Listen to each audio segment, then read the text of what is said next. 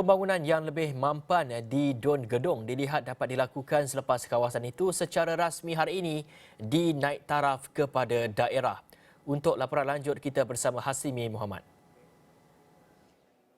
Baik, terima kasih rakan segas. Di studio gedung akan dinaik taraf sebagai daerah dan ia dirasmikan oleh Ketua Menteri Sarawak Tan Sri Abang Johari Tong Openg, dan ketika ini majlis perasmian masih lagi berlangsung dan kita akan bawakan perincian lanjut dari masa ke masa, khususnya untuk kita melihat kepada signifikan gedung diangkat daripada sub daerah kepada daerah.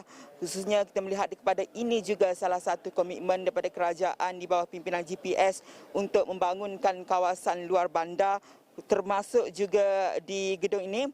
Dan kita percaya dengan naik taraf gedung sebagai kawasan ataupun daerah ini, kita jangkakan penduduk di kawasan sekitar akan menikmati manfaat khususnya yang layak di bawah daerah gedung. Khususnya kita melihat kepada memiliki pejabat daerah itu sendiri, dan ini juga memberikan manfaat kepada penduduk setempat untuk menikmati kemudahan-kemudahan di kawasan pentadbiran tersebut. Dan kalau kita melihat kepada aspirasi kepada calon-calon yang bertanding di Dun Gedong ini sendiri, di mana Dun Gedong bakal menyaksikan saingan 4 penjuru, termasuk juga Tan Sri Abang Johari Tong Openg, yang juga akan ditentang oleh 3 lagi calon, iaitu calon PSC Muhammad Sofian Faris Sarbin, PBK Thomson Anggur dan juga Amanah Kamal Bujang.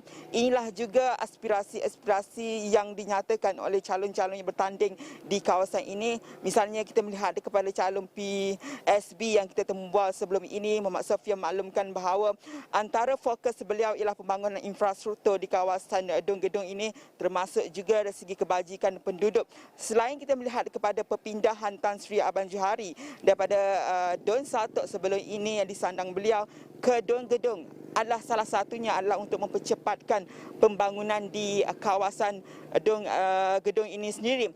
Dan kita lihat juga kepada sebenarnya pembangunan di kawasan Dun Gedong ini bukan sahaja baru bermula, sebenarnya telah pun berlaku dan sedang rancak berlaku. Kalau dapat saya memetik sedikit antara pembangunan atau projek-projek yang telah pun dan sedang dibangunkan di kawasan ini, termasuklah juga pembinaan jalan baru dari Gedong ke kawasan Ulu Simunjan sepanjang 35 km dengan kos 150 juta, di mana dengan adanya ataupun siapnya projek ini dijangka jarak perjalanan Gedong ke Simunjan dan juga kawasan sekitar akan lebih pendek, termasuk juga dari Gedong ke Kuching jarak perjalanan yang boleh dipendekkan, yang ketika ini kalau perjalanan kita hari ini sekitar 1 jam 30 minit, kemungkinan ia akan boleh dipendekkan sekitar 40 hingga 50 minit. Itu antara pembangunan yang telah pun rancak berlaku di gedung ini. Dan kalau kita melihat kepada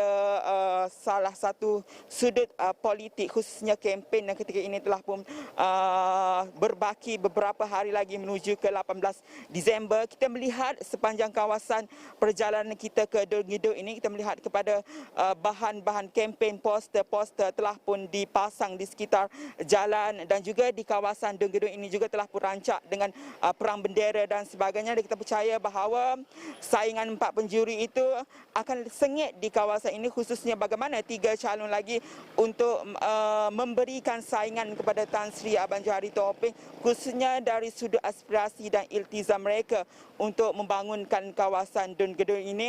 Dan kita akan bawakan perincian lanjut khususnya mengenai majlis perasmian pada hari ini di Astro Awani dan astroawan.com. Untuk jam ini kita kembali kepada rakan setugas di studio.